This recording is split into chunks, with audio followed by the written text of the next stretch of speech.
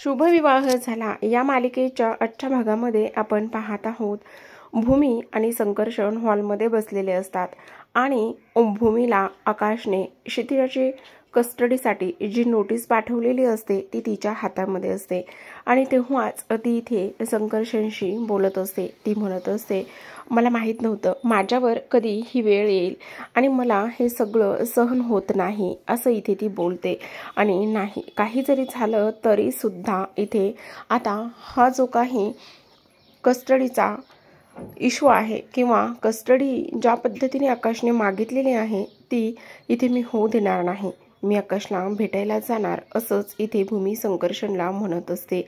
आता इकडे रागिनी विचार करत असते, मी एवढा सगळा काही प्लॅन केला पण काहीतरी धमाका व्हायलाच पाहिजे। काय करू, कशा पद्धतीने मी आता इथे कस्टडीचं सगळं आकाशच्या डोक्यामध्ये घालवलेलं आहे पण त्याचा काही फारसा फायदा किंवा इथे त्याचे काही इफेक्ट दिसत नाही। मग मला काहीतरी केलं पाहिजे असा रागिनी तिच्या केबिनमध्ये बसून विचार करत असते।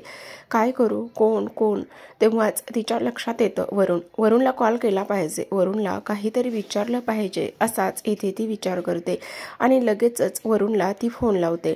आता वरुणला फोन लावल्यावर वरुण म्हणत असतो, बोला ना मॅम काय झालं। तेव्हाच आता इथे रागिनी म्हणते, काहीतरी सनसनाटीत किंवा काहीतरी मसालेदार न्यूज आहे का। त्यावर तो म्हणत असतो, आहे ना, कस्टडीच्या पेपरची नोटीस आलेली आहे आणि ती भूमी मॅडमकडे आहे। तेव्हाच रागिनी म्हणत असते, ते सोड रे, ते तर सगळं मीच घडून आणलेलं आहे, त्याच्याही पेक्षा काही आहे का। त्यावर वरुण म्हणत असतो, हो त्याही पेक्षा आहे। आज भूमी मॅडम आकाश सरांना भेटायला ऑफिसमध्ये येणार आहेत, कस्टडीबद्दल त्या जाब विचारणार आहेत असं इथे तो रागिणीला सांगतो आणि रागिणी लगेचच हसते आणि म्हणते, याला म्हणतात मसालेदार आणि सनसनी न्यूज। आता बघ पुढचं काय करायचे काय नाही हे मी ठरवते असं म्हणूनच वरुणचा ती फोन ठेवून देते। आता एवढी आनंदामध्ये असते की तिला असं वाटतं की नाही आता आकाश आणि भूमी संपणारच आहेत, त्यांच्यामध्ये असलेलं नातं त्याचबरोबर ते दोघे एकमेकांना विसरणार, ह्या सगळ्या गोष्टींचा आनंद झाल्यागतच ती हसत असते। आता भूमी ठरल्याप्रमाणे आकाशला भेटण्यासाठी ऑफिसमध्ये येते। खरं पाहायला गेलं तर हे ऑफिस भूमीमुळेच असतं, कारण जेव्हा आकाश आजारी होता तेव्हा भूमीने हे आकाशचं ऑफिस खूप जपलं होतं। आता भूमी सगळ्यांच्या ओळखीची असते म्हणून आल्याबरोबरच सिक्युरिटीला विचारते, त्याचबरोबर रिसेप्शनवर चौकशी करते, तिथे असलेले नाडकर्णी त्यांना त्यांच्याबद्दल त्यांच्या फॅमिलीबद्दल मुलीबद्दल सगळं विचारत असते पण तिच्याशी फारसं काही कोणी बोलत नाही ही गोष्ट तिला जाणवते। लगेचच पुढे जाऊन दुसऱ्यांची चौकशी करणार असते पण तिथे सुद्धा तिला काही पाहिजे तेवढा रिस्पॉन्स येत नाही। पण पाठीमागून काही शब्द तिच्या कानावर पडतात, काही शब्द म्हणजेच की तिथे उभे असलेले नाडकर्णी आणि रिसेप्शनवाले बोलत असतात, खरं पाहायला गेलं तर हिला इथे यायचं तरी कसं जमलं।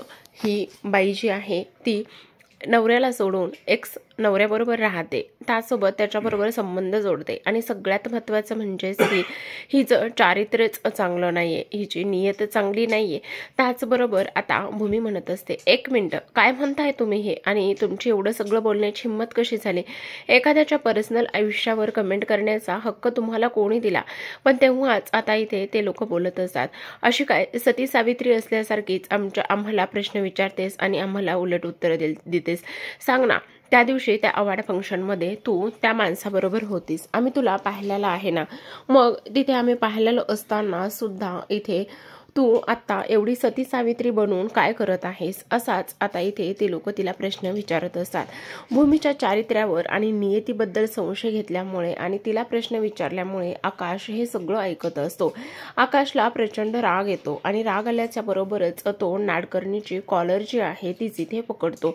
आता त्यांची कॉलर इथे पकडल्याबरोबरच नाडकर्णी म्हणत असतात, अहो काय करताय तुम्ही, सोडा। त्यावर आकाश म्हणत असतो, भूमीच्या चारित्र्यावर संशय घेणारा तू कोण, तिची नियत हे आहे अशी आहे तशी आहे हे ठरवणारा तू कोण, आणि तुझी हिंमत कशी झाली एवढ्या सगळ्या काही गोष्टी बोलण्याची, त्याचबरोबर तू आहेस कोण, मी तुला सोडणार नाहीये। तुला माहिती ना की इथे तुझ्यामुळे माझ्या भूमीमुळे तू आज इथे ह्या ऑफिसमध्ये काम करत आहेस, आणि त्याचबरोबर सगळ्यात महत्त्वाची गोष्ट तुला माहीत नाहीये का की तुझ्या आयुष्यामध्ये कितीतरी गोष्टी झाल्या होत्या पण भूमीने तुला सावरलंय, तिने आधार दिलाय आणि तरी सुद्धा आज तिच्या चारित्र्यावर तू संशय घेतोयस।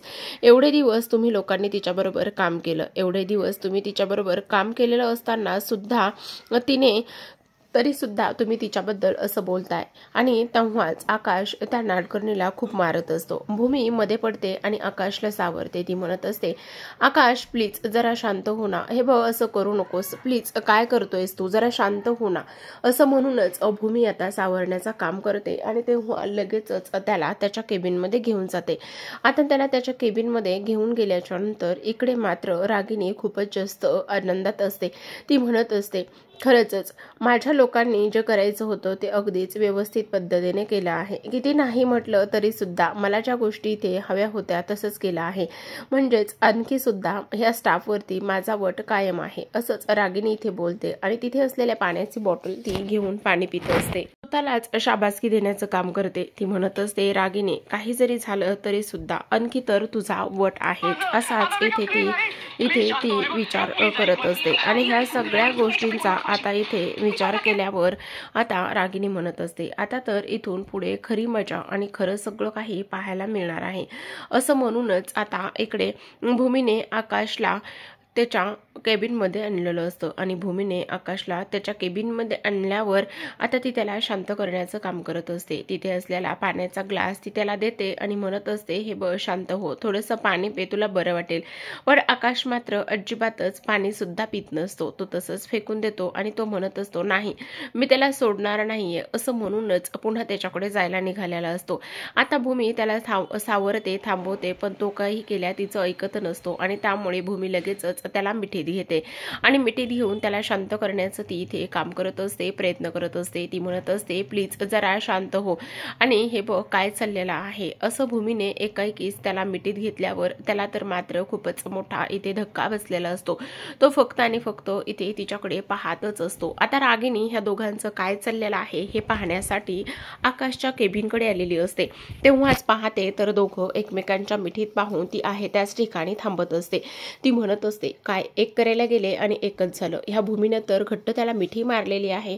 आणि भूमीने मिठी मारल्यावर आकाशच्या डोक्यातून ती हात फिरवते आणि तेव्हाच त्याला शांत करण्याचं ती काम करत असते। तेव्हाच आकाश सुद्धा इथे तिला पाहतच असतो आणि त्यानंतर लगेचच ती त्याला थोड्या वेळाने तो शांत झाल्यावर बाजूला करते आणि नंतर म्हणत असते, हे बघ आकाश, तेव्हा भूमी म्हणत असते, हे बघ आकाश, हे सगळं असं वागणं बरोबर नाही। आणि तेव्हाच इथे तो म्हणत असतो, पण त्याची एवढं सगळं काही बोलण्याची हिंमत कशी झाली, तो कोण आहे बोलणारा? तेव्हाच भूमी म्हणत असते, हे बघ तो बोलला, त्याचं एवढं तू वाईट वाटून घेऊ नकोस। आणि त्याचबरोबर सगळ्यात महत्त्वाची गोष्ट म्हणजेच की आणि मला त्या लोकांचं बोलण्याचं काहीच वाटत नाहीये। त्याचबरोबर तो म्हणत असतो की तुला एक गोष्ट तुझ्या लक्षात येते का, तुला दुःख देण्याचा, तुला आनंद देण्याचा, तुला त्रास देण्याचा, तुला सुख देण्याचा अधिकार फक्त आणि फक्त इथे मलाच आहे, बाकी कोणालाच नाहीये। आणि तुला दुःख आनंद सगळं काही फक्त आणि फक्त मीच इथे देऊ शकतो, असंच इथे आता तो बोलत असतो। आणि त्यावरच आता भूमी म्हणत असते, म्हणूनच तू इथे क्षितिजाची कस्टडी मागून मला इथे दुःख दिलेलं आहेस का? आणि तेव्हाच आता इथे तो तिच्याकडे पाहतच असतो।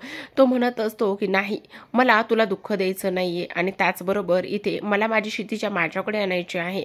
आणि त्याचबरोबर फक्त आणि फक्त इथे मी हे सगळं का करत आहे हे तुला माहितीच आहे ना, मी फक्त एका गोष्टीसाठी ह्या गोष्टी करतोय की काहीतरी होऊन तू मला इथे हे सगळं काही सांगावंच आणि मला सगळं काही सांगितल्यावर इथे तू माझ्याकडे सुद्धा येशील असंच मला वाटते, म्हणून मला क्षितिजाची कस्टडी हवी। त्यावरच आता भूमी म्हणत असते, पण आकाश एक गोष्ट तुझ्या लक्षात येते का, आतापर्यंत क्षितिजा आपल्याकडे नव्हती आणि क्षितिजाची कस्टडी किंवा क्षितिजा आपल्याकडे यावी म्हणून आपण दोघे सुद्धा भांडत होतो, लढत होतो एकत्र असून, पण आता आपण दोघं एकमेकांच्या विरोधामध्ये क्षितिजासाठी लढणार आहोत का? ह्या सगळ्या गोष्टी इथे भूमी त्याला बोलत असते। आणि तेव्हाच आता इथे तो म्हणत असतो, नाही काही जरी झालं तरी सुद्धा इथे हे सगळं मी म्हणतो त्याच पद्धतीने होणार आहे। आता इकडे आकाश म्हणत असतो, मग काय करायला हवंय मी? आणि त्याचसोबत आता इथे भूमी म्हणत असते, अशी वेळ कोणावरच येऊ नये आणि त्यासोबतच मला नाही वाटत की आपण क्षितिजाच्या कस्टडीसाठी इथे लढलं पाहिजे. तेव्हाच आता इथे तो म्हणत असतो, तुला जरी नसलं वाटत तरी सुद्धा मला इथे वाटतंय आणि त्यामुळेच मला आता क्षितिजाची कस्टडी इथे हवी आहे. आता हे सगळं काही बोलल्यावर मात्र इथे भूमी खूपच जास्त हतबल झालेली असते आणि तिच्याकडे कुठलाच पर्याय शिल्लक राहिलेला नसतो. कारण त्याचं एकच म्हणणं असतं की जर मी क्षितिजाची कस्टडी मिळाली तर मग मला तू हवीयस, मग मला सांग ना की तू असं तिथे राहतेस आणि त्यासोबतच काय कारण आहे, मला ते कारण इथे जाणून घ्यायचं आहे. ह्या सगळ्या गोष्टी इथे आता आकाश भूमीशी बोलत असतो. पण भूमी मात्र तरी सुद्धा काहीच सांगत नसते. ती म्हणत असते, हे बघ, मी मूव्ह ऑन झाले आहे आणि तू सुद्धा मूव्ह ऑन हो. मला आता तुझ्यासोबत राहण्यामध्ये काहीच इंटरेस्ट नाहीये. त्याचसोबत इथे मी सगळं विसरून इथे आता वेगळं आयुष्य सुरुवात केलेली आहे आणि मला असं वाटतंय की तू सुद्धा वेगळं आयुष्य सुरुवात करावीस आणि त्यासोबत सगळ्यात महत्त्वाची गोष्ट म्हणजेच की मला तू विसरून जा. तेव्हाच आता इथे तो म्हणत असतो की हे बघ, तू मला विसरून जा असं म्हणतेस, असं सांगतेस, हे सांगणारी तू कोण आहेस? तेव्हाच आता इकडे दुसऱ्या बाजूला ओजसची आजी ओजसच्या खोलीमध्ये आलेली असते आणि ओजसची आजी ओजसच्या खोलीमध्ये आल्यानंतर तिथे बेडला त्या चिठ्ठ्या लिहून ठेवलेल्या असतात आणि तेव्हाच ती ओजसला उठवण्याचं काम करते. ती म्हणत असते, ही भूमी घराच्या बाहेर गेलेली आहे आणि घराच्या बाहेर जाऊन सुद्धा इथे तिने ह्या सगळ्या गोष्टी अशा केलेल्या आहेत, असाच इथे ती विचार करत असते. त्याचबरोबर इथे सगळ्यात महत्त्वाची गोष्ट म्हणजेच की नाही, काही जरी झालं तरी सुद्धा आता इथे या दोघांना मी असं एकत्र येऊ देणारच नाही, असाच इथे ती विचार करत असते. त्याचबरोबर आता सगळ्यात महत्त्वाची गोष्ट म्हणजेच की लगेचच आता इथे ओजस उठतो आणि ओजस त्या चिठ्ठ्या इथे वाचत असतो. ओजसने त्या चिठ्ठ्या वाचल्याच्या नंतर आता तो म्हणत असतो, हे सगळं कोणी केलेलं आहे आजी? हे तुला माहिती ना, मला हे खूप आवडतं आणि हे सगळं तू केलेलं आहेस का? असं तो इथे बोलत असतो आणि तेव्हाच आता इथे तो म्हणत असतो की नाही, हे सगळं मी अजिबातच नाही केलेलं. त्याचबरोबर इथे मला आवडतंय हे सगळं काही माझी आजी सगळं माझ्यासाठी करायची, आई करायची आणि आता तू सुद्धा हे सगळं माझ्यासाठी केलंयस का? असं ओजस म्हणत असतो. आणि त्याचबरोबर आणखी एक चिठ्ठी तिथे असते आणि ती चिठ्ठी म्हणजेच की खरं पाहायला गेलं तर आता इथे जी काही भूमी आहे तिने असं लिहिलेलं असतं की त्या चिठ्ठीमध्ये इथे तुझ्या उशीच्या खाली एक स्पिनर आहे आणि तू ते स्पिनर पाहू शकतोस आणि तू ते स्पिनर घे आणि त्याचबरोबर तुझ्या आवडीचं ते स्पिनर आहे. आणि तेव्हाच इथे तो म्हणत असतो, वाव आजी, कसलं भारी आहे ना हे सगळं आणि त्याचबरोबर मला हे स्पिनर खूप जास्त आवडलेलं आहे आणि हे स्पिनर एवढं छान आहे असा तो इथे विचार करत असतो. त्याचबरोबर इकडे आता ती म्हणत असते, हे बघ ओजस, ह्या सगळ्या गोष्टींचा तू एवढा विचार करू नकोस. हे जे काही स्पिनर आहे ना ते मी नाही तर त्या भूमी आईने ठेवलेलं आहे, त्यामुळे तुला आता तिला आपलं मानायचं आहे का? असाच इथे तो विचार करत असतो. त्याचबरोबर ह्या सगळ्या गोष्टींचा इथे आता विचार केल्यावर तो म्हणत असतो, पण हे सगळं मला खूप आवडलेलं आहे आणि आई सुद्धा सगळं हे माझ्यासाठीच एवढं सगळं काही करायची. आता इकडे दुसऱ्या बाजूला आकाशला शांत केल्यानंतर मात्र इकडे जी काही भूमी आहे, भूमी इथे रागिनी बाहेर दरवाजाच्या येताच तिला रागिनी समोर दिसते आणि रागिनी समोर दिसल्याबरोबरच लगेचच ती रागिनीला हातालाच पकडते आणि रागिनीला हाताला पकडल्याबरोबरच ती आता एका गोष्टीचा इथे विचार करते. ती म्हणत असते की कशी हिंमत झाली ह्या सगळ्या काही गोष्टी ते तुमची करण्याची आणि त्याचबरोबर तुम्ही दाराच्या बाहेर काय करत होतात आणि त्याचबरोबर काय ऐकत होतात तुम्ही, हे सगळं करण्याची तुमची हिंमत कशी झाली, ह्या सगळ्या गोष्टी आता इथे ती रागिनीला विचारत असते. तेव्हाच रागिनी म्हणत असते, ए बाई, असले आरोप मी सहन करणार नाहीये. तुला समजते का तू काय बोलतेस ते? असं काहीच नाहीये. आणि त्याहूनही सगळ्यात महत्त्वाची गोष्ट म्हणजेच की इथे मी फक्त आणि फक्त इथे एका गोष्टीसाठी आलेली होते आणि ती म्हणजेच की तिथे आकाशकडे. आणि तेव्हाच त्याच वेळेला तू इथे बाहेर आलेली आणि मी काहीच नाही ऐकलं. तेव्हाच आता इथे भूमी म्हणत असते, मला माहिती आहे ह्या सगळ्या गोष्टी तुम्ही केलेल्या आहेत. त्याचबरोबर आकाशच्या मनामध्ये इथे कस्टडी म्हणजेच की तिच्याची कस्टडीचं खूळ तुम्हीच त्याच्या डोक्यामध्ये घातलेला आहे, हे मी सगळं जाणते. आणि त्याचबरोबर तुम्हाला काय वाटलं की तुम्ही काहीही कराल आणि काहीही जरी केलं तरी सुद्धा त्या गोष्टी इथे मला समजणार नाहीयेत का? पण असं मुळीच होणार नाही. ह्या गोष्टीची तुम्ही आता काळजी घेतली पाहिजे. आणि सगळ्यात महत्त्वाची गोष्ट म्हणजेच की तुम्ही आकाशला माझ्या विरोधात असं भडकवू शकत नाही, ही मात्र गोष्ट तुम्ही नेहमीच लक्षात ठेवा. त्याचबरोबर आता सगळ्यात महत्त्वाचं आणि इंटरेस्टिंग गोष्ट म्हणजे प्रेक्षकांनो की आता जी काही इथे रागिनी आहे ती म्हणत असते, ए बाई तू असं का करतेस? आणि त्याचबरोबर मी असं काहीच केलेलं नाहीये, तुझ्या ह्या सगळ्या गोष्टी अशा मनामध्ये काय येत आहेत हेच मला इथे कळत नाही. त्याचबरोबर भूमी म्हणत असते, नाही मला माहिती ना, हे सगळं काही तुम्ही मुद्दामूनच घडून आणत आहात. आणि त्याचबरोबर मला हेही चांगलंच माहिती आहे की किती नाही म्हटलं तरी सुद्धा तुम्ही ह्या सगळ्या गोष्टी का आणि तुमचे हे सगळे कारनामे जे आहेत ना ते मी इथे पुराव्यासकटच तुमच्या सगळ्यांसमोर आणल्याशिवाय काही राहणार नाहीये. मला सगळं काही माहिती आहे, तुम्ही कशा पद्धतीने आतापर्यंत खेळ केलेले आहेत, तुम्ही कशा पद्धतीने इथे आकाश आणि माझं ॲक्सिडेंट घडून आणलेला आहे, याचे सगळे पुरावे मी जोपर्यंत सादर करत नाही तोपर्यंत मी शांत बसणार नाही, असाच इथे ती विचार करते. आता ह्या सगळ्या गोष्टींचा इथे तिने विचार केल्याच्या नंतर ती तिथून निघून जात असते. तेवढ्यातच परत रिटर्न येते आणि रिटर्न आल्याच्या नंतर तिथे पाण्याचा ग्लास असतो.